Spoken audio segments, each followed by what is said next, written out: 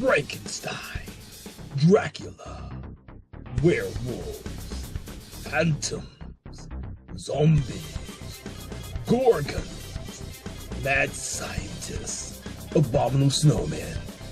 These are the monsters that they have created. Peter Cushing, Christopher Lee, Ingrid Pitt, Veronica Carson, Oliver Reed, Madeline Smith, Barbara Shelley, Michael Gow, Hazel Court, Bartine Beswick. These are the people that faced the horrors. Jimmy Sangster, Terrence Fisher, Michael Carreras, Peter Sasty, John Elder, Evan Jones, Anthony Hines. These are the people who created the horrors behind Hammer Studios. Welcome to Conversations in Hammer Studio Horrors, your gateway into classic horror cinema, brought to you by Broken Lighthouse Pictures and Something Wicked Entertainment.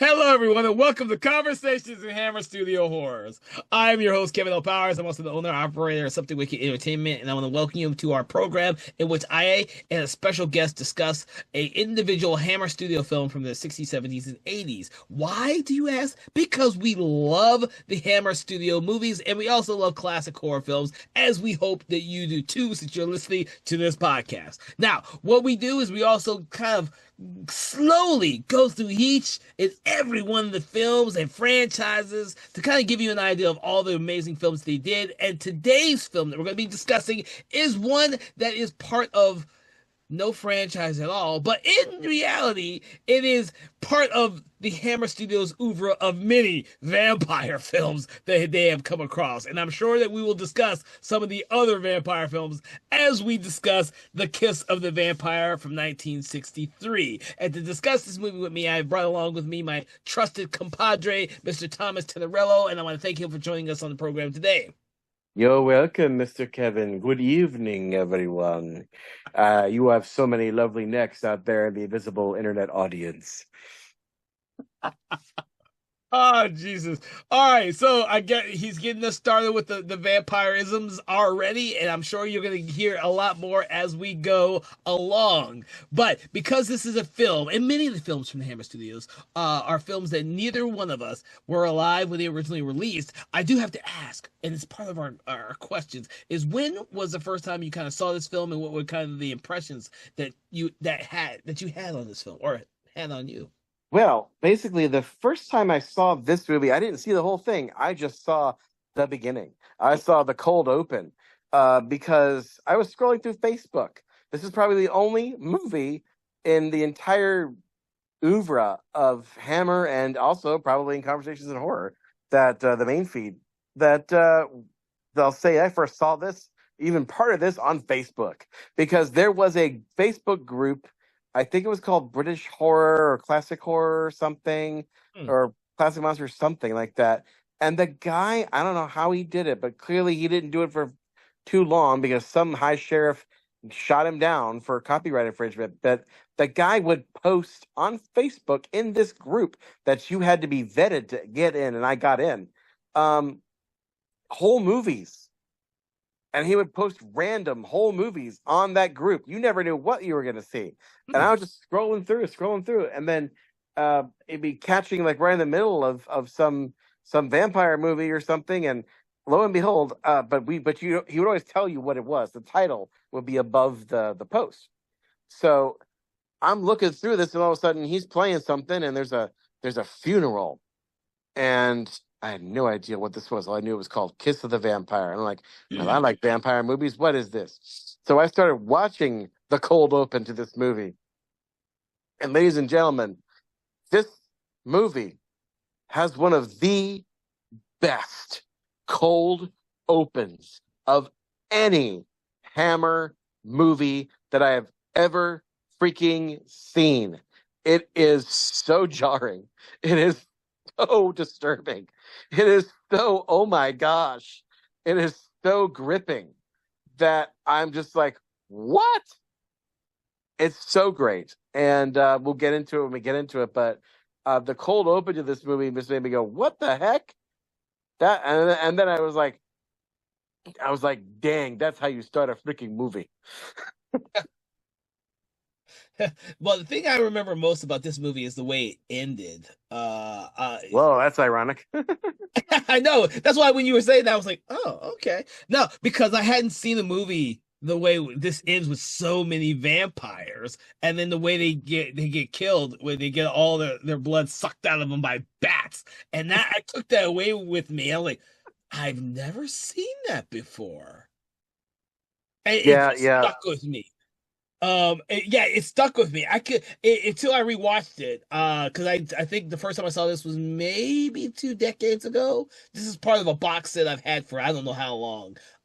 So I had seen it a long time ago, and hadn't gone back to it. But for some reason, that image of the ending always stuck with me. In most movies, the endings don't really stick with you. Um, Yeah, but yeah. Usually they're hurried up or something, or a house burns down or something. This is different. This ain't like this that. is the ending to this is very different than what you're expecting, and that stuck with me. That really did stick with me. And so, even though it's not a film I watched a whole lot, after seeing it the first time, because I think I've only ever seen this movie 3 times now for the show, specifically, most recently for the show. It was the ending that really stuck with me, over the last couple decades. Mm. And and when people ask me, Hammer vampire films, because they most people know I'm not really a big vampire fan. I don't really like vampire movies. But if they ask me about a vampire film, I will. Oh, Kiss of the Vampire is pretty goddamn good. You should check that one out. It doesn't have Peter Cushing and Christopher Lee in it, but it's one of the better Hammer Studio vampire movies. I wonder if this wasn't originally scripted to be a Dracula movie, because it kind of feels like that. There's a lot of themes and not cliches, but tropes that are definitely very Hammer Dracula. But yeah. Well, Oh, when you say that, we saw the what was the last one we talked about, which had like last one was Scars of Dracula. which actually had like a vampire bat in it that you kind of did the Yeah, whole thing. yeah. This one now made me feel like, oh, maybe. Maybe, yes. Maybe this was Scars of Dracula 1.0, and then they eventually made a, well, not a better script. I think this has a better script than Scars of Dracula, actually. I wish they had done this instead of Scars of Dracula's scripts. It would have been much more interesting. But anyway, no, I feel like, oh, and I know you've already spoiled the ending, but I feel like before we go on spoiling this movie, we should just say to people out there who might be confused, Okay. and because this movie, like you said, is fairly obscure. There might be people out there who have never seen this. And I enjoyed the heck out of this so much because I went in cold. The only thing I knew was that cool opening. In fact, I wasn't even 100% sure that this was the Kiss of the Vampire, which is funny because the poster says just Kiss of the Yeah. Vampire, not the Kiss of the Vampire. So, and I think in the movie it even says Kiss of the Vampire. So it's only on IMDb, I think, is it called The Kiss of the Vampire. And I think they only did that to differentiate it from that other classic vampire movie with Nicolas Cage called Vampire's Kiss. Although in some territories it might also be called Kiss of the Vampire. So yeah, you gotta, of course, now it's even more confusing because now we live in a timeline where there are two Nicolas Cage vampire movies. Of Yep. course, with Renfield, which is great because that's a good timeline to be in, mostly, or not. I don't know. But anyway, so yeah, like I went into this cold, and every plot twist was like, what, to me? So like, if you haven't seen this and you're confused, I'm just gonna tell you right now.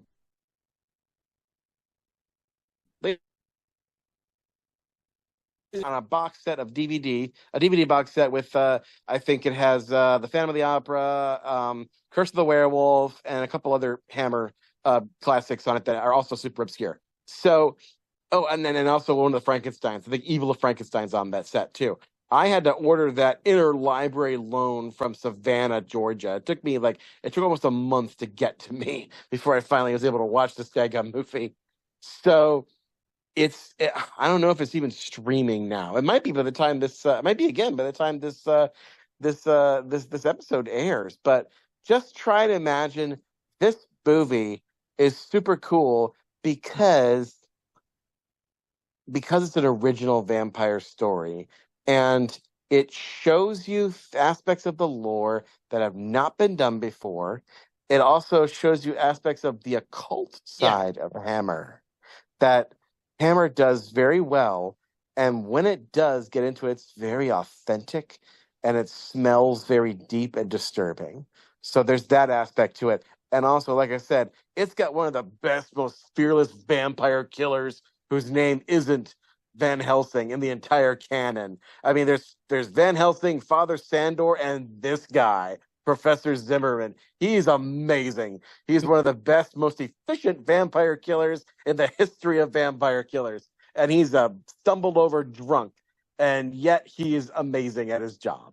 So, yes, those are three or four really good reasons to see this and the twists that you will not see coming. And it's amazeballs. So that's our hopefully mostly non-spoiler review. Just watch this movie. If you're listening to this podcast, you haven't seen the movie, pause us right now, go find it, watch it, then come on back here. Okay. Now, the rest of y'all out there, I'm sure, have seen this movie, love this movie, and now we're going to talk about it in depth. Well, you've already explained a lot of the beginning with Professor Zimmer, who shows up at a funeral. Yeah, he's the guy who comes in.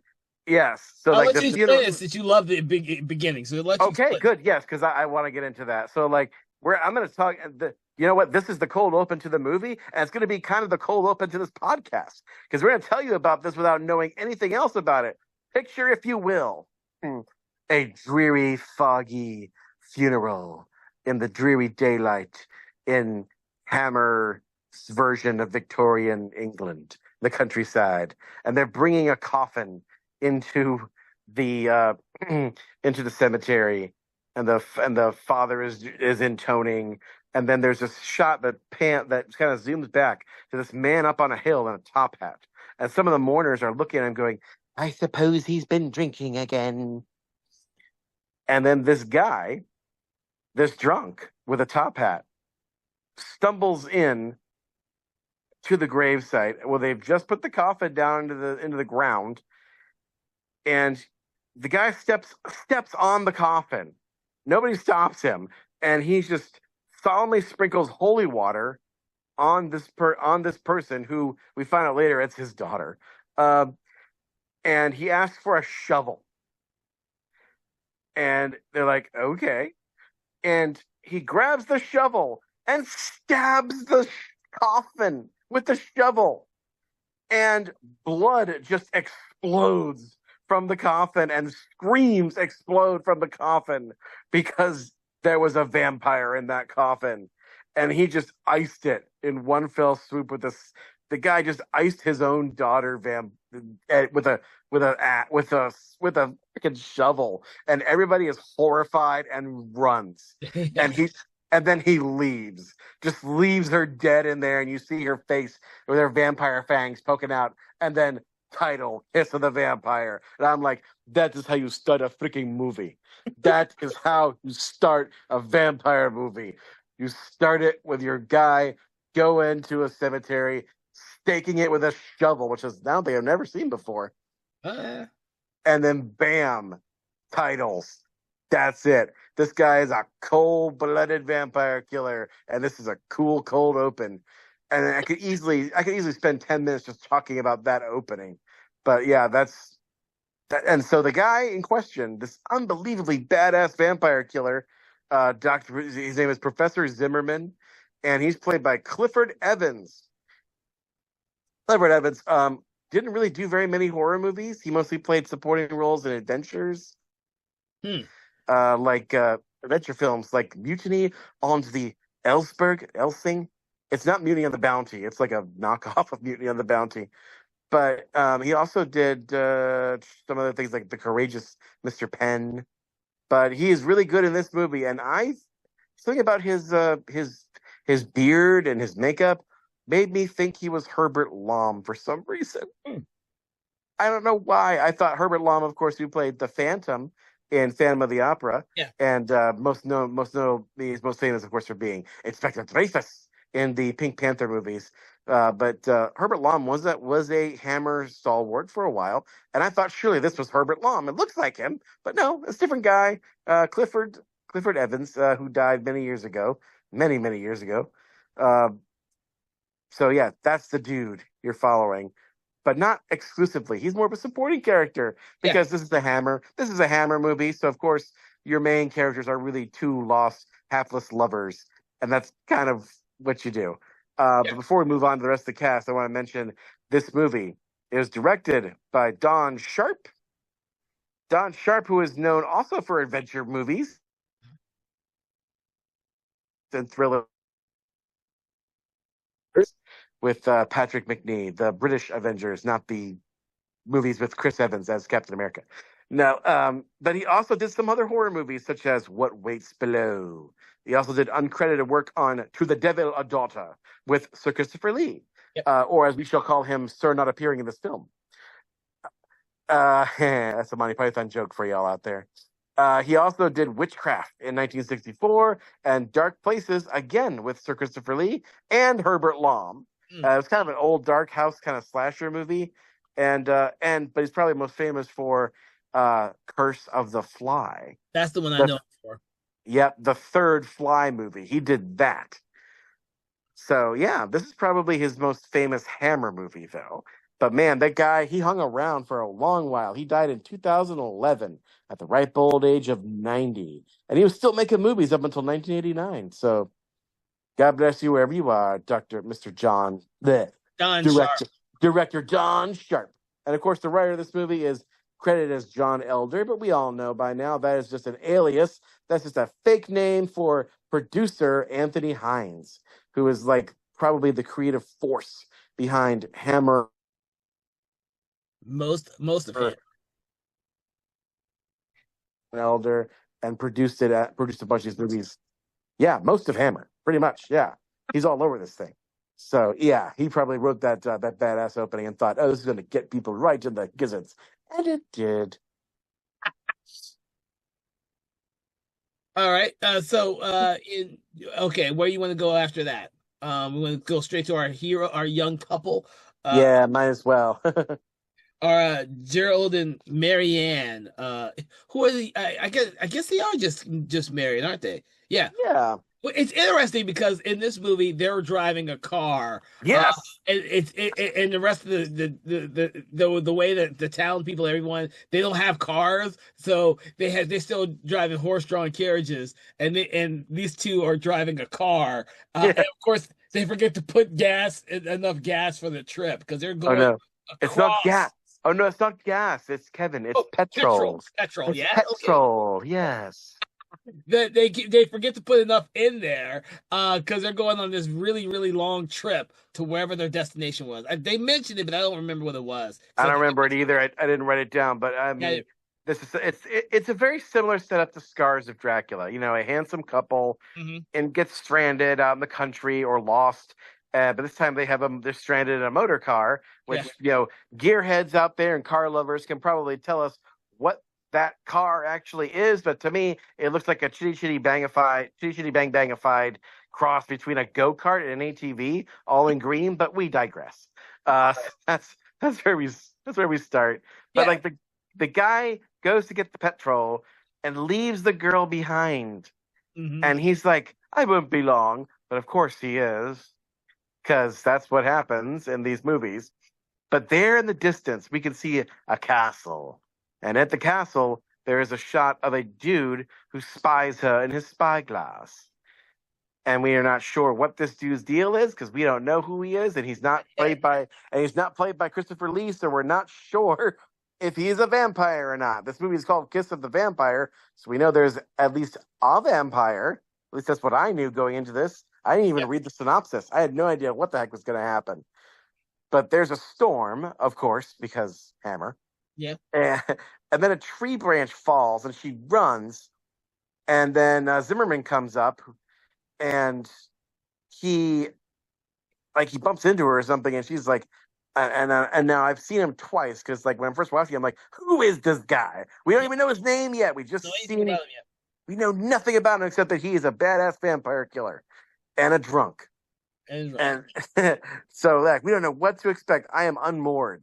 Um, and but this also does another thing that Scars of Dracula and Dracula Prince of Darkness does, which is Vampire Castle as Airbnb from hell. They do that a lot. They do it again here, but it's like a gothic building. It's like the Grand Hotel. It doesn't look so ancient, but No. it's got knocking shutters on the window, bang, bang, bang. It's the most inhospitable looking hotel. All the furniture and some very happy German guy and his wife Anna are there. And anybody who's had to pull over and stay the night in this dumpy hotel and in a dumpy hotel knows the struggle. So you can relate to our young couple in their situation. I also love how all the rooms are vacant except for the number 13, which is yeah. Well, it's Uh, funny because this is the town in which no one has been in this hotel in a very long time. no. Yeah, they have to clean everything up because of the couple. And it's funny that because of the rain, what's the man's name? Oh, the The male. German dude? Yeah. I can't remember his name, but he has to go outside in the drenched rain to get their luggage. And I'm like, oh, it should be like a day trip. And he's going to go out there and get all their luggage and bring it inside the house while the wife goes upstairs and kind of uncovers the room that they're going to stay in. Oh gosh. Is it Carl? Carl Ravna? Or is it Oh my God. I mean, Ru- let's not have another Carl. there is another dude, come on. It's Hammer. It's Dracula. It's not Dracula. It's Dracula that's not Dracula. But come on, it's a Hammer vampire movie. You knew there had to be a Paul or a Carl. You knew. You knew it had to be this way. No, it's not Carl because Or is it Carl. is it is it a Bruno? I think It's it's Bruno. Bruno. I think it's Bruno because I Yeah, remember Bruno. So Carl. if that's the case, then yeah. Carl's like the male character with Ravna, who is the person who's been spying on them when they got there. Yeah, Um, no, yeah, he's like the son of Ravna. yeah, but it's cool Yes. because this couple has gone through something really tragic, which is why not just their monetary tragic because no one's renting rooms out of their place, but also you see the look on her face, Bruno's wife, and she's just very solemn this entire time with these people here instead of being joyous that she finally has some people there. Um, Oh yeah. She's yeah, just so happy that there's people and she just you know falls over backwards on them. Yeah, it's pretty great. And the two young couple here, we mentioned that they're played by Janet. Well, the lady is Jennifer McDaniel, Marianne, Marianne. and she's great. She, I think, wasn't she in The Reptile? I actually don't know Jennifer McDaniel. I I was think trying she to remember the characters in this film. she was in a version of Wuthering Heights, by the way. Sorry guys, we were actually discussing that before we started this recording. The new wizard. Yep, she was in the reptile. Oh, she was Valerie in the reptile. She was Valerie, so she was the heroine of Reptile. Yeah, yeah. That's as of this recording, we saw that just before this, and that's not the only connection to the Reptile that's in this movie. The main villain of this piece is Dr. Ravna. He's played by Noel Willem, who played the a-hole theologian uh, doctor in Reptile as Yep. well. So yeah, it has that similar kind of feeling, although it was not directed by Don Sharp. But her new husband is played by Edward de Souza, his Gerald. And Edward de Souza, you may remember, you faithful listeners out there, was the hero in the Hammer version of Phantom of the Opera. He Hmm. played Harry Hunter, and he was also the Sheik in Spy Who Loved Me, the Roger Moore James Bond movie. Yeah. That's kind of these are the two things that he was really mainly known for. And God bless him, he is still alive. He was born in 1932, and he's still making movies. He was actually in the Golden Compass movie that came out in 2007. He's still hanging in there. God bless him. Jesus, Golden Compass was 2007. Does that seem like Yeah, it's been dude. 20 years since that movie came out? Almost 20 years. Yeah, blew my mind. Like, what did we watch the other night? We were like blowing our minds. I was almost 20 years old. It was freaking Zorro, The Mask of Zorro, with Antonio Antonio, Banderas. yeah, Antonio Banderas. That movie is like seven. That movie is 18 years old. Isn't that crazy? That movie is old enough to consent. Oh Jesus. I do like this couple though, in this film. We've seen a lot of couples like this in the Hammer movies as we've been going through them or one at a time. But I do like these. I do like Edward D'Souza because I liked him in Phantom of the Opera. I can't remember if you were on that one or not. Uh I was, okay, yes. yeah, okay. Yeah, I think I told you I really liked him in that movie. Despite all the changes to the original story, I still liked him in that movie, so Yeah, he was playing the Cary Grant part in that movie. I was That was all. it's a little bad, it's a little sad that his career didn't take off more. Um, Yeah, yeah. But yeah, so they checked into this place, and so Gerald and Marianne are a human couple, but mhm. then comes this Ravna guy who is so clearly a vampire. He's gaunt. He calls his home an ornate coffin. But there's a twist. We find out when they're invited to go and dine with them.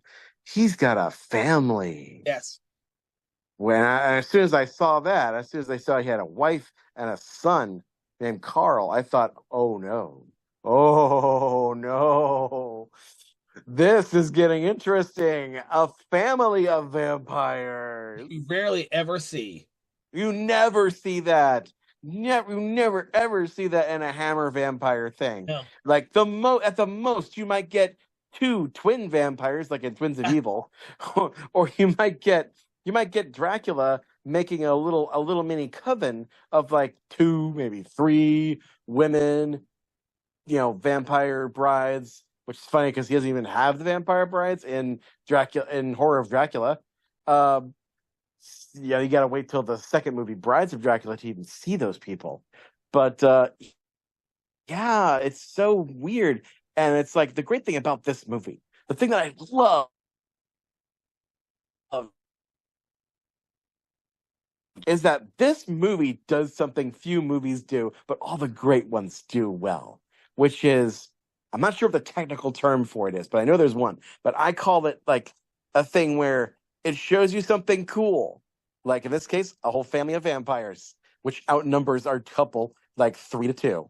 So mhm. you think, oh, they're screwed. But then, spoilers, ladies and gentlemen, you find out that there's a whole cult of vampires in this movie. There's like 50 vampires in this movie, and they're all in the same space. And as soon as I found that out, I was like, oh, these people are fracked. They are donezo. I don't know how they're going to get out of this. They are done because all the power sets of the typical vampire, the Hammer vampire, are on display in here. They can hypnotize people. They can, they can. I don't think they can fly, but like they can. They're super strong. They're fast. They do all the things except turn into bats, which Yeah, which comes back to bite them. No pun intended. At the end of the movie, yeah. but yeah, but like you think to yourself, these guys are so powerful, and these poor dumb young people have no idea. Especially Gerald. He's so clueless the whole most of the movie. Well, it's Uh interesting. Well, they would never see them as vampires because they do come out during the day. They just can't be exposed to bright sunlight. yes, that's a thing that they add to it too. Yeah, Which yeah, like it's almost like they're kind of the predecessor for, and I hate to say this, but they're kind of almost the predecessor for the Twilight vampires, hmm. in that the Twilight vampires can go out in the daylight, but they can't go out in the direct sunlight, or everyone will see them sparkle, uh, and realize that they're vampires because everybody knows that sparkling skin means vampire. Don't even get me started on those freaking movies. But anyway, so yeah, but this actually kind of makes sense. And we've never seen this done before. No, So again, more innovation. And like I said, every chance this movie gets, It shows you something cool, and then wait a while for it, folks. You're going to see something even cooler. You think that was bad? Oh no, we're gonna up the stakes. We're gonna up the ante. You think that guy was badass before when he did a shovel? Oh, watch when he starts doing some incantations. It's fun. Well, there's a lot of great things in this film because Gerald and Marianne are invited over to their house, Ravna's house, where he meets the family and stuff. And Marianne gets kind of attached to the daughter type of character. What's her name? Let me look at it's her name is mm, Tanya. Tanya. So is it Tanya? Because there's the other Yeah, one that they don't see. That's the daughter of Bruno. Um, that'd be Anna, I okay, think. I had it written down. I just don't want to get the It's names. it's okay, Kevin, because it's very confusing. Because this leads me again to believe that this was probably an early draft of Scars of Dracula. Because if you recall, in Scars of Dracula, Dracula has a wife for a little bit, and her name is Tanya, Mm. and he hacks her to death with a knife in that movie. So yes, there's a lot of similarities, but I feel like this is the better draft. Gotcha. So, yeah, so Marianne and Tanya become like friends and stuff like that. So after that first dinner at the Ravna's place where they learn about everything, they go back to their own the house with Bruno and Bruno's wife, and then of course the next morning, uh, Tanya and Carl have decided to come and make a visit because they want to invite them to the party that they're throwing. Oh yeah, there's gonna be a big mass I do, I ball. do. I love that whole aspect of the mask ball. This is what makes this film so different than some of the other films. I know the one Dracula film that has Peter Cushing, who's only in it for a little bit at the very beginning and it comes back to the end. I can't remember which one that is. Oh my God. Has that ball that opens with a ball sequence, the dance. And I can't remember which one that is. Oh my God. Was that? It couldn't have been Dracula 80 1970. We've already watched it. It's one of the earlier ones. It may not have actually. He's not playing Van Helsing, so it may not have been like one of the. It may have been Countess. You mean Countess Dracula? No, not that. We haven't done that one. The Vampire Lovers. I think this is Vampire Lovers. Uh, Oh, Vampire Lovers. I Oh think it's yes. Vampire Lovers. Yeah, because he's not playing. He's not playing. What's his face? Helsing. He's He's not not playing Van playing. Helsing. Wait. So the Peter Cushing did a movie where he's a vampire killer and he's not Van Helsing? Yeah, he shows up in the very beginning, and then his wife gets his daughter gets killed, and then he leaves town. And he shows back up later in the film. Uh, Ah, so they couldn't afford to have him on set for more than a day. That's what you do, huh? yeah, yeah, I think that yeah, and yeah, I think that's the. Yeah. Now you got me wanting to look for it, make sure I got the right damn movie because I may not have the right movie. This is what happened. Yes, this is yeah. Peter Cushing's in that one. General von Spielsdorf. That's why I couldn't remember his character's What a name. name! What a Yeah, name! Spielsdorf. That I know. sounds that sounds like the sort of made up name some like randy old dude is bringing his mistress to a hotel, and that's his fake name, Mr. Spieldorf.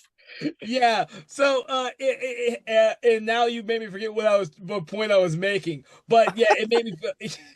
It'll come Oh, the back to you ball, the eventually. ball. No, it was the ball. That movie Okay. opens with the ball because his daughter and everyone's at the ball, they're having a good time and all that type of stuff. And his daughter is one of the first people who gets killed. And after his daughter gets killed, he leaves town for the rest of the movie until they bring him back at the end. Which is why you probably forgot he was in that movie because he's kind of like at the beginning and at the end. Yeah.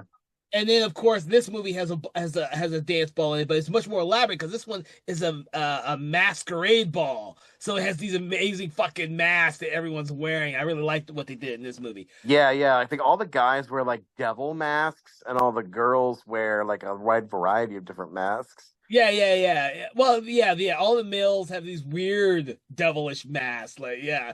But that all plays into the fact that they're all part of the vampire cult, which is why it's a very cool sequence. But Yeah.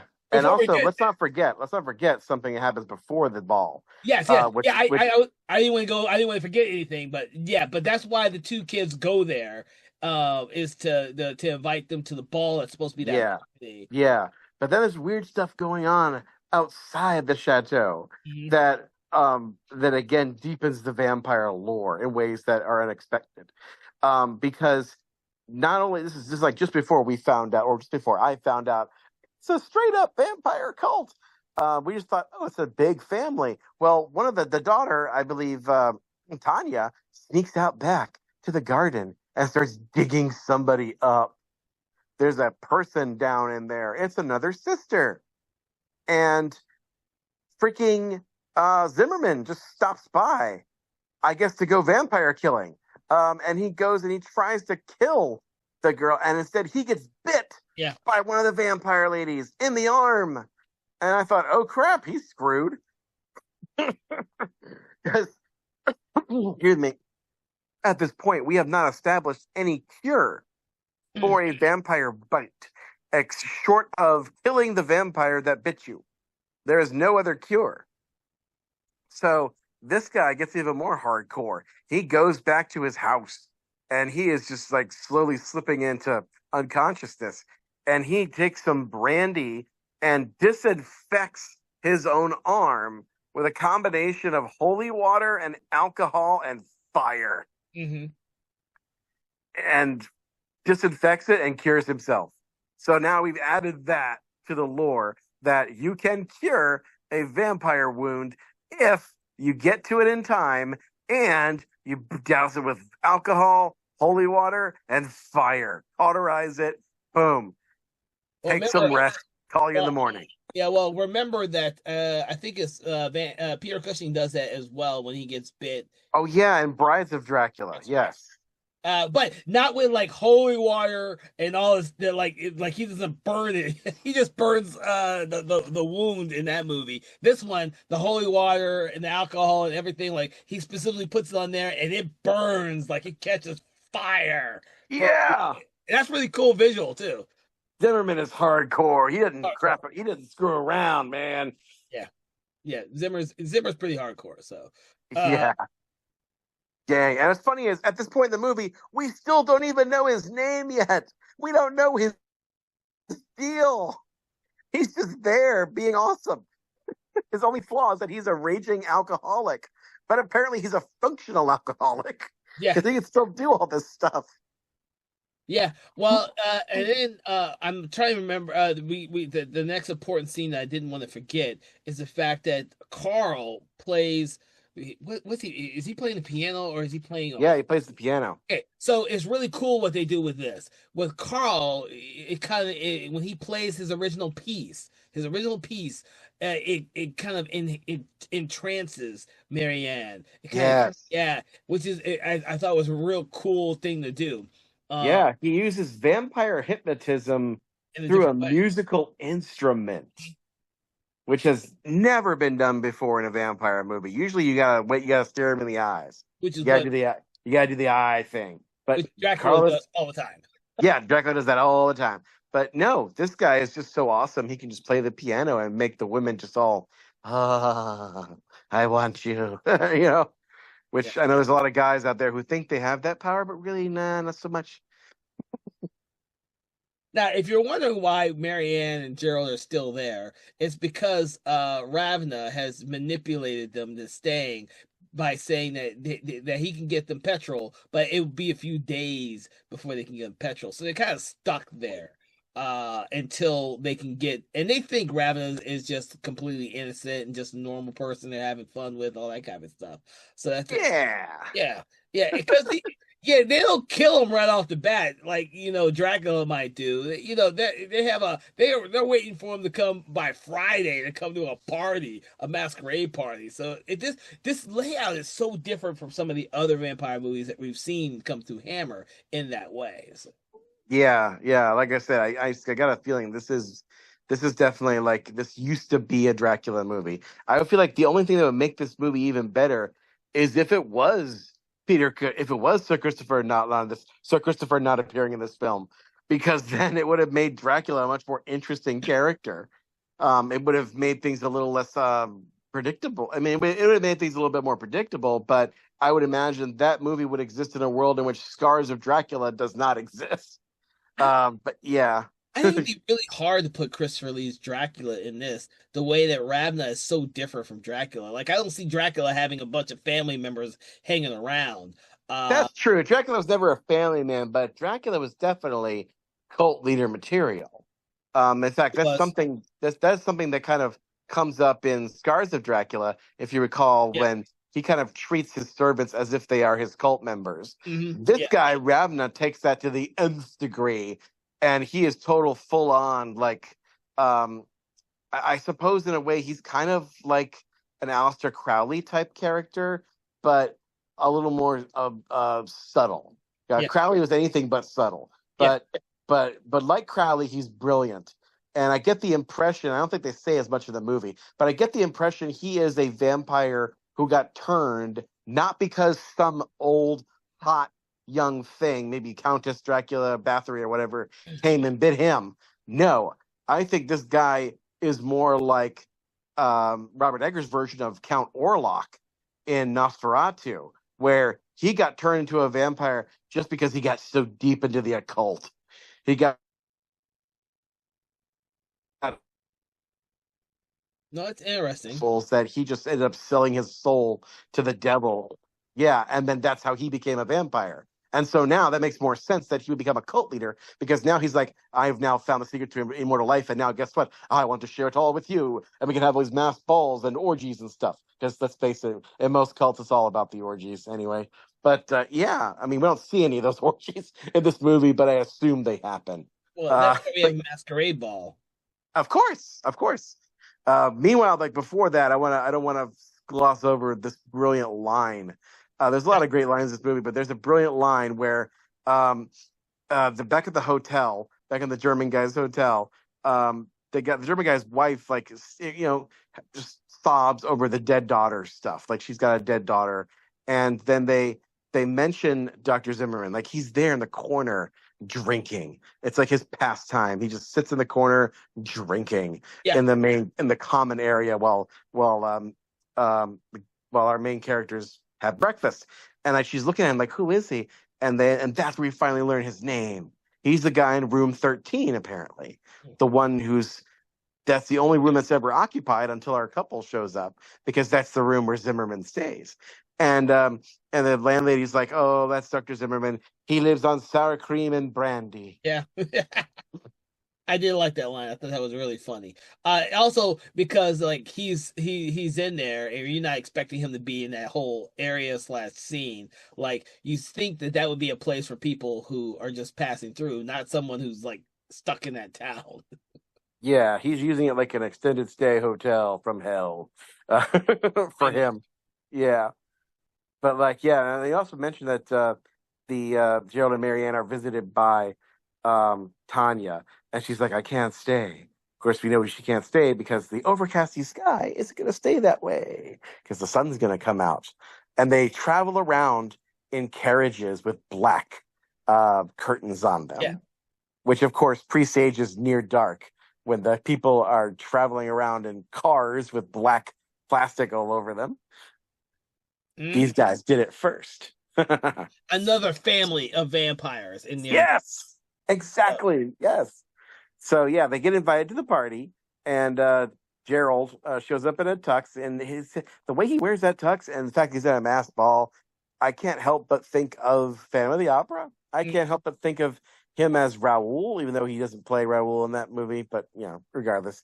Um, but yeah, so I feel like again this movie. I don't know if Stanley Kubrick saw this, but the masked ball kind of reminds me a lot of Eyes Wide Shut, doesn't it? You? It's a little Eyes Wide Shutty the way it's designed. his is just much more elaborate as you because it's Stanley Kubrick and it's his last film before he fucking passed away. Yeah, watching it. He watched a soccer game and went to take a nap and never woke up. but yet that's probably one of the most iconic masquerade ball sequences in cinema history. Even Yeah, most people don't like the movie, they know about that whole masquerade ball. yeah, and they do this thing where they have this kind of complicated plot to lure Gerald away from oh gosh, what's her name again? Marianne. Marianne. They're luring him away by switching masks. They're going to lure Gerald away with drink, and Tanya's going to occupy him for a while somebody while Carl puts on Gerald's mask, and he's wearing the same outfit that Gerald is wearing. So he fools Marianne into thinking that he's Gerald and gets her away into this secluded little room that's this very opulent bedroom, which is probably Ravna's bedroom. It is also, we find out, like the main kind of chamber for his cultish activities stuff. Mm-hmm. And Oh, I love what go were you ahead. gonna say? No, go ahead. Oh, and I was gonna say that I love that he wear like Ravna wears white all over instead of the traditional black and red of Mm-hmm. a count as he hypnotizes her and bites Marianne finally. Um, and then that's when the party goers take off all their masks and yep, they're all vampires. That's when it hit me that it's a vampire cult because up until this point, you have no indication that all those people are vampires. You just think they're all rich people. Nope, they're vampires, all of them. And it's just like it hit me like a ton of bricks. I was like, these people are so screwed. Yeah. They are, but it's real interesting the way that they do that because I don't think there's another vampire movie around this time or with Hammer that has this many vampires in it and does something No, this elaborate. it doesn't. And you have to wait a long time for a good movie that does anything like this again. You gotta wait, unless I'm mistaken, I'm forgetting something. You gotta wait till 1993 with From Dusk Till Dawn before Yeah. you see a movie which has a frack ton of vampires in it that are luring people to their death. Except in that case, it's Mexico. But yeah, it's the same kind of thing, except much more elegant, obviously. Yeah. And poor Gerald, they don't kill him; they just leave him there drunk. And Gerald wakes up. I love how there's like a POV stumble camera Yeah. of like his drunkenness, and there's no one there. Everyone's gone.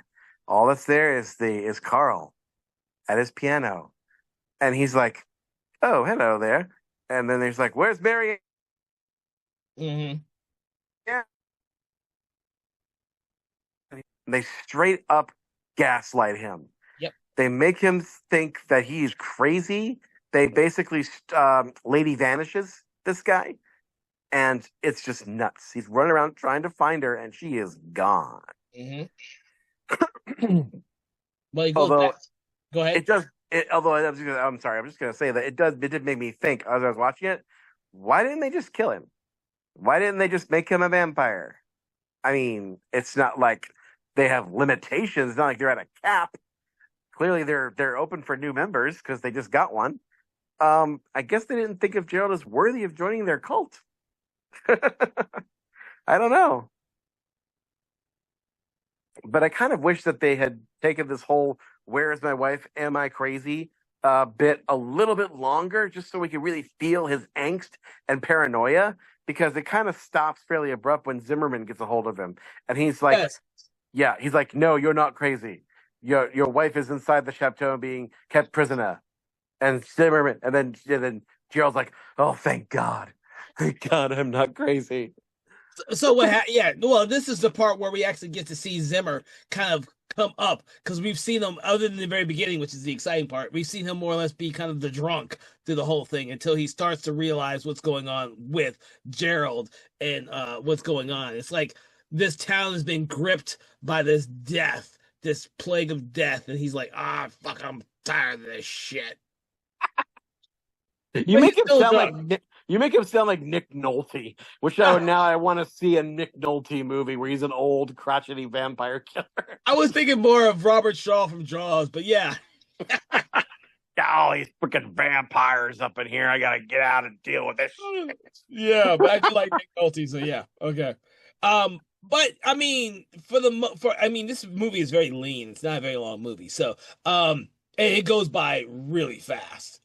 Because so much is happening, and they don't waste any time in this movie. No, they don't. And everything that happens is just like it gives you whiplash. It gave me whiplash. Like, what? Wait, what? Wait, holy crap! That what? I can't believe that. And I think it works in the film's favor, dude. I really it does. It do. totally does. It made me riveted to my seat. I could not stop watching it. I couldn't. I would. You couldn't distract me. I had to. I was invested, and I had no idea where it was going to go. And I can't say that very often for movies like this, and that is special Yeah. for sure.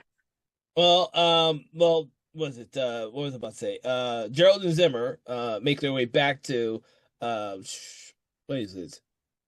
They go back to Zimmerman's house or Yeah, his hovel where yes, he's not. Whenever I guess he's not staying in room 13, he's got this like basement that he does his work in, where he studies the occult and vampires. yeah, yeah, And that's where Zimmerman gives Gerald his info dump, or what I call the devil is real info dump. This is kind of a trope of most Hammer vampire movies. You got almost all of them. They did not have that in Taste the Blood of Dracula, because they just didn't. The person who would have given him the info dump dies yeah, in that movie, but um, but there's almost always a character who has to initiate yeah, the person into the world of the occult yeah. through vampires, through his knowledge of vampires. Well, it's because Gerald at this point doesn't really have a knowledge of it being vampires or anything. He just knows. No, no, and you get the impression that he probably doesn't even believe in God or the devil, because Zimmerman says, "Oh, the devil is real. There are many, many ways the devil corrupts the living, but because they are beyond belief, that doesn't mean that they don't exist." Which I thought was a really great line. Actually, that is a pretty good line. Yeah. And from here on, Zimmerman goes full Van Helsing. He's got Bold. stakes. He's got incantations. He's got crosses. He's like, I've got everything you need to take this guy down. But problem is, there's too many of them, not enough of us.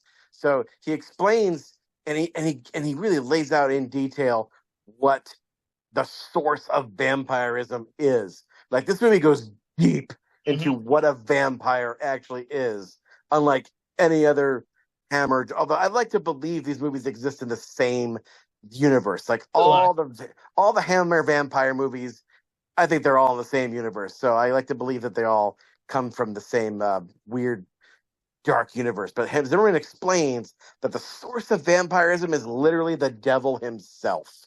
Literally Satan, the Satan. That when the devil attacks a human, he does one of two things. Either uh he either oh my notes are messed up. Either the person seeks absolution in the church in prayer, or he convinces himself that this attack by the devil is not an attack, but it's a new and wonderful experience. mm, And that we can assume this person then becomes a vampire. That's what led me to believe that uh Ravna, that's how he became a vampire. mm. He became a vampire not by getting bit, although that's probably Zimmerman's describing the ecstasy of initially being bit and seduced by a vampire. But I think he also could be describing the ecstasy of diving into the forbidden knowledge of the occult and partaking in the black magic and the black sabbaths and the rituals and things, and feeling the power that comes from things that are forbidden to you.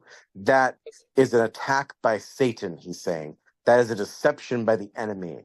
And that when you don't see it through the proper framework, you see it as a good thing. And all you can see is that goodness. All you can see is that power. All you can see is that pleasure coming upon you. And eventually there's nothing left of your humanity. All that's left is the vampire. And Dr. Zimmerman Okay. explains, and he explains that that's just my theory. But anyway, Zimmerman explains that the girl that he confirms to us that the shoveled girl at the beginning of the movie, in the badass opening, that was his daughter in Yeah. the ground. And she basically became a rebellious child, went away to the city. Oh, God forbid, that horrible city. he got it. I love the way he describes it. It's such an old man, uh, um, uncool old man way of describing a rebellious phase in your child. He says that she went away and got involved in the so-called smart set, unquote, and then came back, quote, changed, riddled with disease. She had become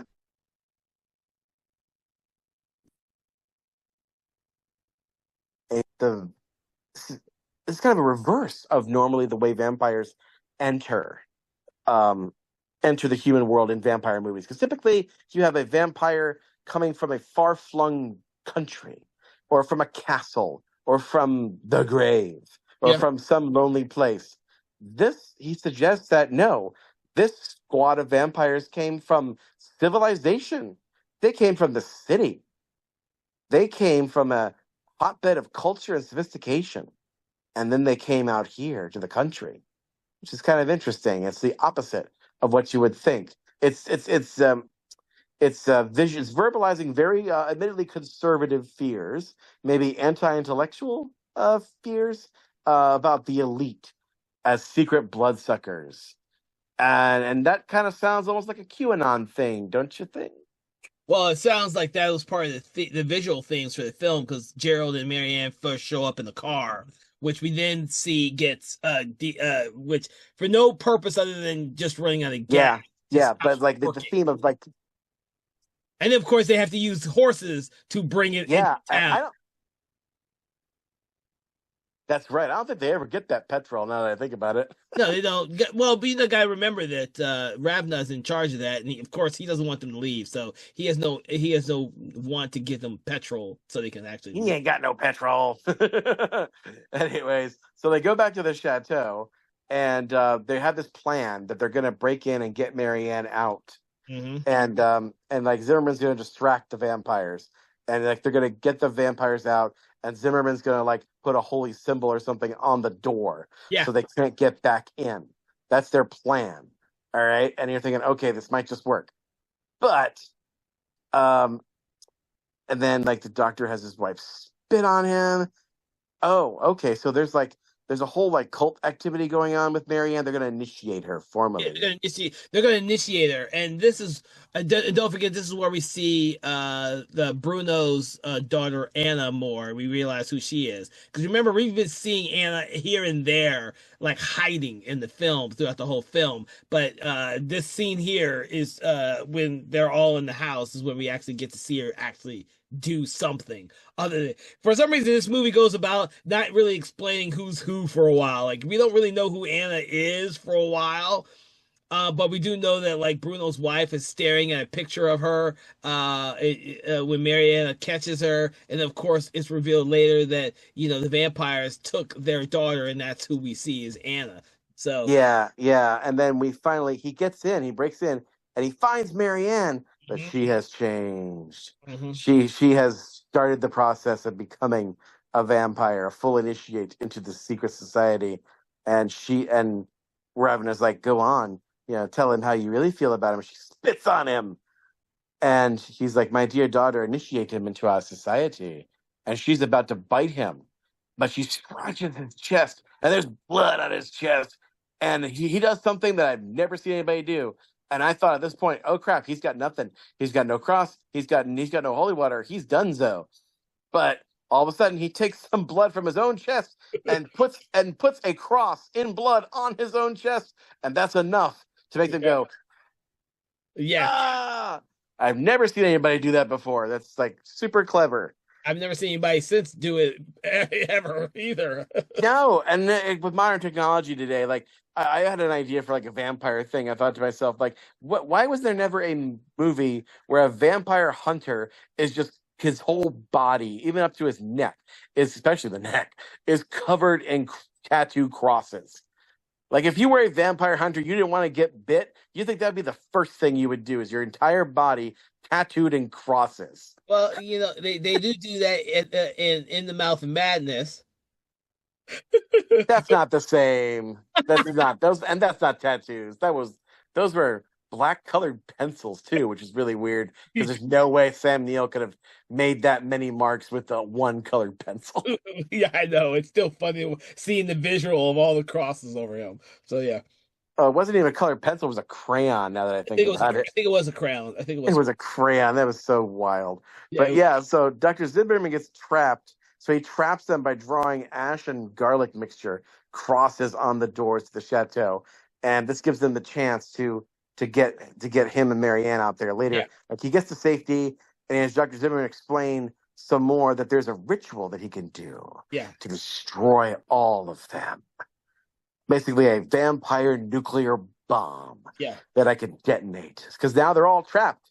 He's got all the vampires are now trapped in their own chateau because they got holy crosses on all the doors. They cannot get out. They can't turn themselves into bats and fly away.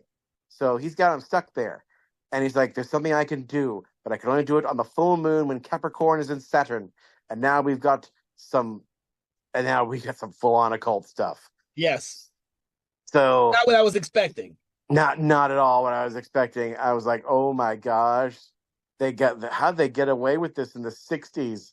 The British Board of Film Censors. I'm like, wild. So what happens is, uh, we have some cross cutting with the vampire cult, and I keep saying cult. It is literally a cult. They literally like dress in robes, bow down before Ravna, who is their charismatic cult leader. They have initiate rituals. They have party. They have structured meetings. It is a straight up cult. The only difference is that they're vampires.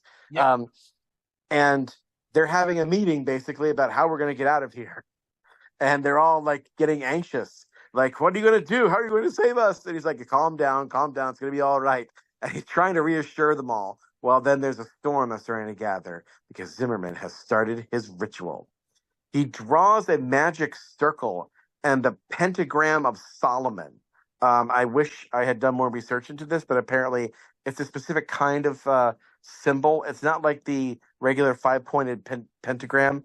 It's a different kind of symbol. There are many different kinds of occultic symbols that are supposed to give you a magic circle of protection, and he does that with that. He probably gets it from a book called The Lesser Key of Solomon, which is one of like the big kind of grimoires in occultism, not satanic occultism.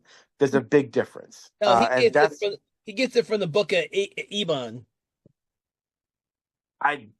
He does not mention the Book of Ebon in this movie. You just threw that in as a freaking Fulci thing, didn't you? Didn't you? You did. You did, didn't you? You freaking did. Well, if that were the case, though, Kevin, then that would mean that Fulci would be ripping it off from this movie because this movie came first. I know, I know. I mean, it could be the Book of the Dead too. We got the Book of Ebon, and we got the Book of the Dead. Hey, they survive everything. Who the I hell? know, but the difference is though is that the Key of Solomon is actually real. Yeah, There's a Key of Solomon and there's a lesser Key of Solomon, and there's a whole glut of knowledge about this that I can't get into. But like, there's a very definite relationship between Hammer and the occult from the very beginning. I wasn't there for that conversation, but there's sometimes some subtle occult symbolism, and sometimes it's overt, like in this movie. yeah, But in like Horror of Dracula, there's a whole Dracula's whole death scene is basically an occult ritual, and you didn't even know it because Peter Cushing did invent the whole take the two candles together and make a cross. Um, when Dracula is being killed by the sun with the aid of that symbol, the cross, he is dying on a big giant globe design, and that design has all sorts of elemental occult symbolism on it, hmm, and it has big significance to how he dies and the fact that Dracula turns to dust in that one. He's essentially being through occult magic. He's being reconfigurated back into his original elemental form, which of course is dirt and earth. So it's like the triumph of the elements over the powers of darkness. okay. And in this movie, it's the same kind of thing, but it's a little more complicated. And if you don't know a lot about the occult, it can be very confusing and disturbing because what Zimmerman does. He's got these elements in front of him. He's got like some stakes and stuff. He he basically is praying, Hmm. which is really what all real magic, quote unquote, is. It's just praying, and you're praying for the help of spiritual forces higher than yourself. You're either doing that or you're doing what witchcraft technically is, which is you are trying to manipulate the gods or the spirits with your rituals. That's not what Zimmerman's doing here. He is basically calling upon, and I quote, in the name of the great god Alpha and Beelzebub. I want the good spirits and I want the bad spirits. I want everybody come here and help me. And there's a lot of wind and cool shots of swarms of bats Yeah, no. swirling in a plate. There's this great summoning of, so basically he's summoning the gods of darkness Hmm. in the form of a swarm of bats. And yeah, that's never been done before in the history of vampire movies. So the bats swarm in, and these are not any normal bats. These are like supernatural bats Yeah. because you know this because the bats just come in and attack these vampires and just start sucking their blood. Yep. And there's no way that these tiny little rodents could possibly suck like a quart of blood out of somebody. It just wouldn't work. So, because I mean, unless it's like Batty the Bat from the faithful Bat and Terminator Bat from Scars of Dracula, who can like apparently get a lot of blood in his little stomach. Unless it's Batty, I don't think that's working. But these guys just swarm over everybody and just assault them, and they're screaming and clawing at their own faces, and there's blood, blood, blood, and thunder and lightning, and Zimmerman crying out and doing weird rituals and bouncing around and it's just it's insane, and it kind of reminds me of the ending to George Romero's The Dark Half. Yes, I was going to see if you were going to mention that or not with the sparrows. Yes, where the sparrows swarm and deconstruct the bad guy. Yep. It it makes me think of that. Yep. I've seen the Dark Half a billion times. I love that visual, and that's another reason why I love the ending of this film. Uh, Yeah, yeah, because I had seen this after I saw the Dark Half when it originally came out. I can't remember what year it came out. And like I said, I saw this one maybe at least a decade or maybe 2 decades ago for the first time. But that ending stayed with me because of it reminded me so much of the Dark Half. And I still think it's effective because I haven't seen it anywhere else. no, and also what's interesting here is like he's calling upon the great god Alpha, which I assume is an occult name for the God of the Bible and the actual God, the one above all, and also the powers of. So you have also represented visually the kind of working together of Christianity and the occult. Hmm. Because you have Marianne before she gets back to the chateau, there's a priest with her, who we haven't even really mentioned yet, but he's there, and this he has a cross and he says a prayer over her to keep her from getting lured back to the chateau because there's still a threat that she might still be under the thrall of Ravna. But they got the priest there to pray over her, and which is by the way, just realizing here that this whole climax of the movie, her boyfriend, or sorry, her husband, her new husband, does nothing. He is out of the picture. He's out of his depth to do any of this, which is Yeah. a total screenwriting no. Like I can see a studio note saying he's got to do something at the end of this movie, but he doesn't. He doesn't at Yeah. all. Well, it kind of goes back to our new Van Helsing character because what he does is what rids them all of the vampires. And so, I mean, you think about the original Dracula story, it's not Jonathan Harker that's really the guy who solves all the problems, but at the end, it's really Van Helsing. That's how I kind of. Right. Well, I mean, to be fair, in the book, it's actually a group effort. Like Well, yeah, they gang up on Dracula, and everybody gets a shot in, basically. they all get a shot at. You're absolutely right. You're absolutely right. Yeah. And so, like, everybody has to kind of do something to contribute to solving the vampire cult problem. And I forgot to mention this, but I should probably mention it anyway, because some of our audience right now might be a little wary to watch this movie because of all the stuff that we mentioned about the occult and how just overtly into the occult this movie seems. I don't think it's too much. I don't think it's um, that specific that it's gonna like make it attractive to people. But I will say this, that like I was listening to a podcast by this guy called Jimmy Akin. He does a thing called Jimmy Akin's Mysterious World. It's a paranormal podcast. But he's a Catholic, and he looks at the paranormal from the perspective of reason and faith. And he did a whole episode on the occult and what it really means. And he's basically saying that like it's the occult is a very misunderstood area of learning. And the word occult just means hidden. Stuff that's hidden, knowledge that's hidden. It doesn't necessarily mean it's something that's satanic or bad necessarily. It's just stuff that's hidden. And it's not always magic that's black magic. He basically explained it in such a way that it makes sense to me, a Protestant who actually thinks that, yeah, I can see how you can see that there's there's some occult stuff that can be used for good. I mean, the idea of vampires itself is kind of an occult idea. So you're already in the world of the occult when you're dealing with vampires and werewolves and zombies. If Mhm. you're going to the voodoo occult too, that's part of the occult as well. But like the occult is a wide variety of things. But having said all that, I will say also that it should be noted that Sir not appearing in this film, Sir Christopher Lee, did famously say on more than one occasion that I don't think he was particularly religious, but he did say in an interview that, oh, the powers of darkness are real.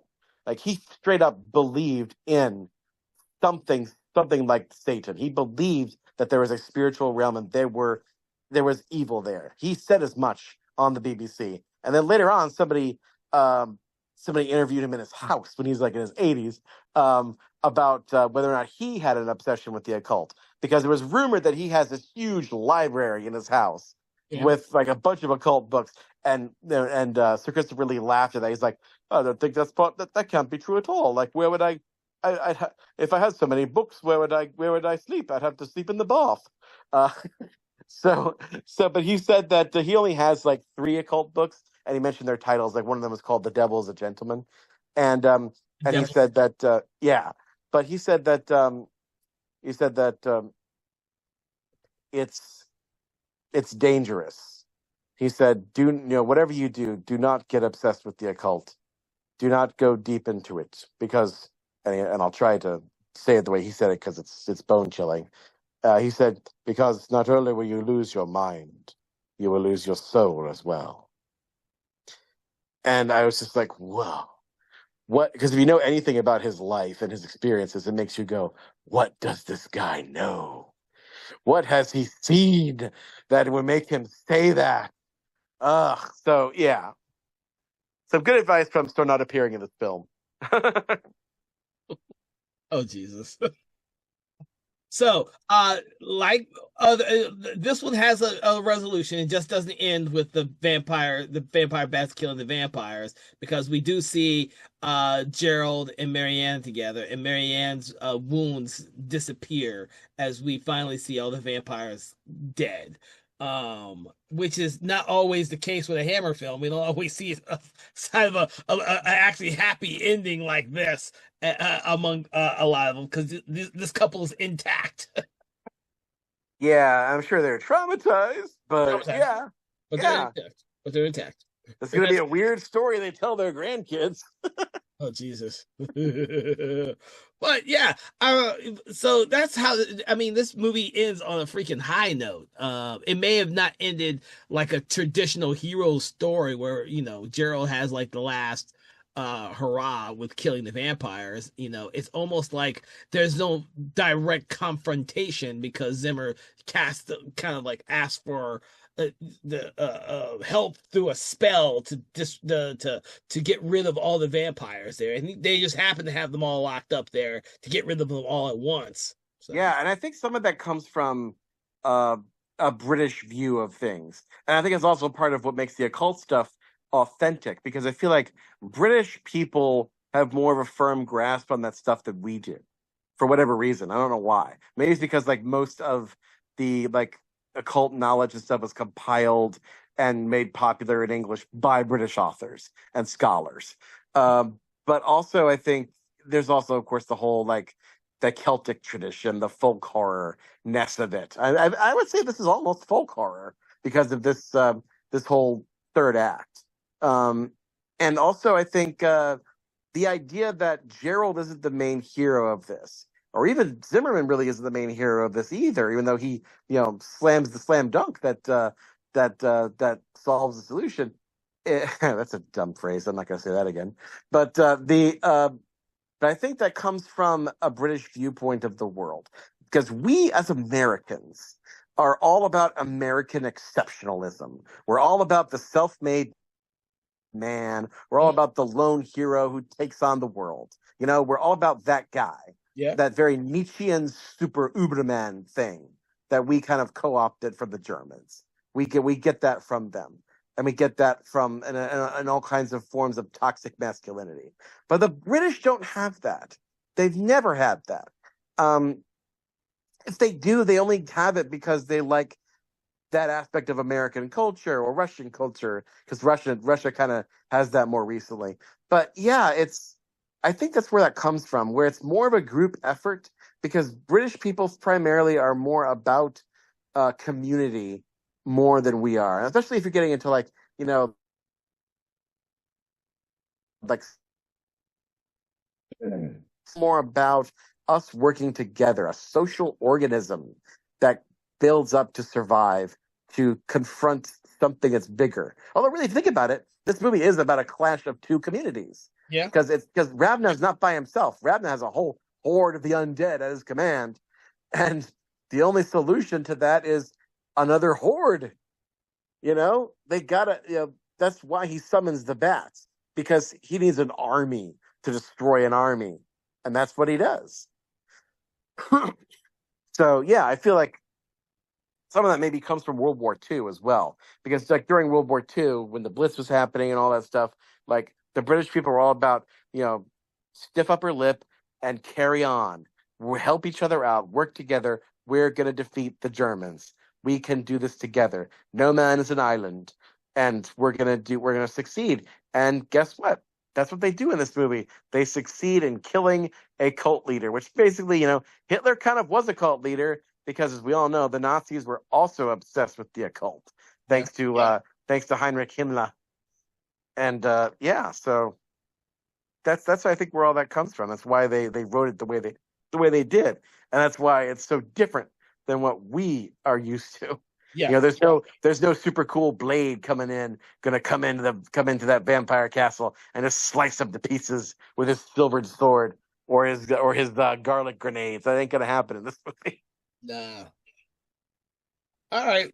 Oh, So, by the way, real quick before we get into our last little bits here, I know off air you mentioned that you were finally watching Marvel Zombies. Did you see Marvel Zombies yet? I have not. I was maybe going to watch it tonight as people are listening to this podcast. I have not watched it yet. Oh, you totally should, because it's super, because I mentioned Blade, and this Marvel Zombies is probably the only version we're ever going to get of Mahershala Ali's version of Blade. And it's one of the coolest versions of Blade I've ever seen, because spoilers, Blade in that universe of Marvel Zombies is still a half vampire, but he is also he's also Moon Knight, because he's also inhabited by the god of the Egyptian god of the moon, Khonshu. So he's also got moonlight powers, Moon Knight powers. So Okay. I guess he's a vampire who kills vampires and werewolves, and he's got a super awesome motorcycle too, and a white cape. He's amazeballs, and he kills zombies in some pretty amazing ways. So look forward to that. Okay. All right. So, are you going to do anything special for this episode? Am I? Of course I am. Okay. What are we doing? I almost didn't, because like I didn't realize that I had made all these copious notes and then forgot to do one of my two bits that I usually do to wrap it all up here. We mentioned earlier, you mentioned at the top of the show that Hammer is known for us by the franchises that they spawned. Yeah. Their tireless efforts to franchise stuff. But there's some movies that they made and they're great, but they didn't let them grow. They're just tiny little sprouts in the garden of their hammer. They didn't grow beyond just one. And this is one of them. Like we mentioned Reptile. We'll probably also eventually get to The Devil Rides Out and a few others. Plague of the Zombies is another one. My goodness, they could have done 15 Plagues of the Zombies, but they never did. This movie is only one. There's only one kiss of the vampire, which, by the way, I'm not sure there's ever an actual kiss of any vampires in this movie. They bite. Not the same thing. Not the same thing. There's no lip locking action of vampires going on in this movie. So I feel like this title is a bit of a lie, but it's what we got. So they should have called it Cult of the Vampire. Yeah. That's what they should have called it. Or Coven of the Vampire or something. Yeah, that's what they should have called it. So I decided I would imagine a timeline in which this movie was a huge success and spawned a franchise. So here is franchise this Kiss of the Vampire, or The Kiss of the Vampire, depending on if you're looking at an IMDb or not. Mm-hmm. So I concocted what I imagine would have been 1, 2, 3, 4, 5 sequels to this movie. The first sequel would, of course, been called Kiss of the Vampires, plural. We do an aliens thing. Although I was a little cheeky and I added like a dollar sign at the end, like John Carpenter's Vampires should have been. Yeah. I imagine this is like, Kiss of the basically a remake of this movie, except it's set in Wall Street. So Kiss of the Vampire, dollar sign. That could be interesting, though. Vampires on Wall Street. Yeah, right? That could be interesting. Yeah. So, I mean, obviously they would take it out of Britain. It wouldn't be a Hammer movie. It would be Hammer co-production at that point. But yeah. So, like, imagine Michael Douglas as a vampire. Young Michael Douglas, of course. The next sequel to that, of course, would be French Kiss of the Vampire. Of course, they go to Paris, because why not? This, of course, would be set against the backdrop of the Paris Fashion Society with vampires in the fashion shows and stuff. That would be pretty cool. Of course, like, starring Heidi Klum and Iman. Or Grace Jones. No, even better. Oh my God. Reprising her role from Vamp. There you go. That's what that movie would have been. Oh my God. French Kiss of the Vampire. Followed, of course, by Kiss of the Werewolf and also of the Vampire. that's the title. Now you have Kiss of the Vampire versus the Werewolf. But that's just basically Underworld, though. I imagine they're not. Okay, so you got like a werewolf and then a vampire, but they're fighting over the same mortal, and that is the story. It's like a love triangle between a werewolf and a vampire, and it's Kiss of the Werewolf and the Vampire. It has very little to do with anything that happened in either of the previous movies. But yeah, it's kind of a reboot that stands alone. I imagine it didn't do very well at the box office because they weren't expecting a romantic comedy from Hammer Studios. So, of course, they'd followed up with a back-to-basics sequel called Kiss of the Bat People. Oh, yes. Kiss of the Bat People is basically a direct sequel to this movie because, of course, the ritual didn't go as planned. And instead of the vampire bats biting the vampires, kissing the vampires, guess what? The vampire blood corrupts the bats, and the bats turn into people. And every night they turn back into bats, which then makes them vampire bats again. So it's kind of like a reverse werewolf thing. It's complicated, but it might work. Anyway, so that's Kiss of the Bat People. And finally, last but not least, the bottom of the basement of this franchise would be, of course, Kiss of the Invisible Vampires Who Are Also Werewolves, which is a Hammer co-production with the producers of The Incredibly Strange Creatures Who Stopped Living and Became Mixed Up Zombies. I imagine there'd be go-go dancers in it at some point. So yeah, that's the franchise. Okay, that would be a crazy franchise. I would probably think that the vampire and werewolf one would be the last one for me, but okay. Nope. No, you gotta go invisible vampires who are also werewolves. Jesus Christ. I've still never seen that movie, dude. It's The, on my list. the Incredibly Strange Creatures. I've still never seen it. It's like playing that from outer space, except I've seen that a billion times. It's one of those movies like I keep saying I want to see, but I've never looked for it to see where I could watch it. Yeah, I think it's on YouTube perpetually. I think there's a small, dusty, grimy place in YouTube where the incredibly strange creatures who stopped living and became mixed up zombies, it resides. My God. Maybe it should stay there. I don't know. No, because you keep bringing up these obscure references, so we're gonna keep it in the public's conscious if we keep bringing them up. You're right. Dang it. What have I Well, done? remind me, we'll officially do it for this podcast one day. I think if we did, it would break the internet because like the title is just too dang big. It wouldn't fit in your thumbnails. It would overwhelm your title. So we'd have to like code name it something else. Oh my, we just use an acronym for it. What would the acronym? Let's see. The acronym would be Istrahu Stilabimiz. Yeah, I mean, I don't think that would work. Or Incredible Strange Krihusta Lai Mixub. Don't worry. That doesn't make any sense, Kevin. I don't think you can acronym that. Oh Jesus. All right. So with that, I do want to thank you, Thomas, for not only having this conversation, but also giving us a lively extension with the sequels that just never were, but we wished were. Is there a disclaimer you want to say about your franchise movies before we move on? No disclaimers. I'm just waiting for us to rate this mother trucker. All right. So what we do, everybody, is we love to rate our movies from 1 to 5. 1 being poor, 5 being horror. 1 being horrible, 5 being amazing. I'm still laughing at what you just the franchise movies. But we love to take an object, quote, or saying from the film to attribute to our ratings. What is your rating, Thomas? And what object, quote, or saying are you going to attribute to your rating for this movie? Well, this is easy, Kevin. I'm going to rate this one 4.5 bloody shovels out of 5. Because that cold open grabbed me by the throat and never let me go. I was just thoroughly engrossed this whole daggum time. It's really good. I want to see it again. If it was on Blu-ray by itself, I would buy it today. And I mean, there's only a handful of little things that don't really work for me, but they're very minor things. But it's something so different than your typical vampire bat type thing. Like, where else are you going to see a horde of vampire bats devour a bunch of vampire cultists? You will never see that anywhere else, folks. Come on down to Kiss of the Vampire and let your eyeballs be assaulted by this movie. You'll love it. 4.5 out of bloody shovels out of 5.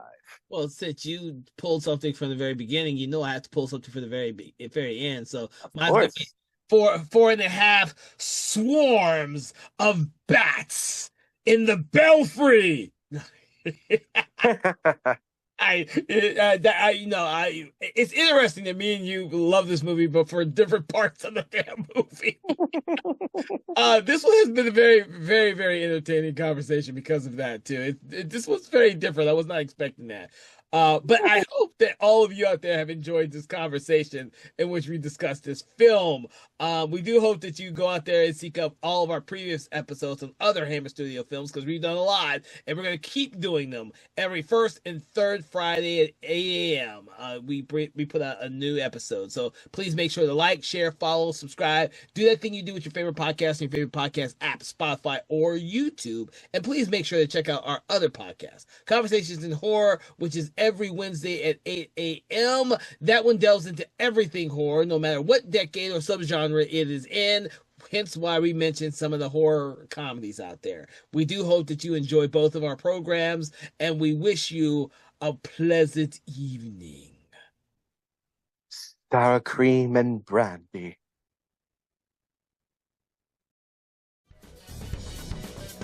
Conversations in Hammer Studio Horrors is a Broken Lighthouse Pictures and Something Wicked Entertainment podcast. It is hosted by Kevin L. Powers, original music provided by Dusty Ellison, produced and directed by Kevin L. Powers.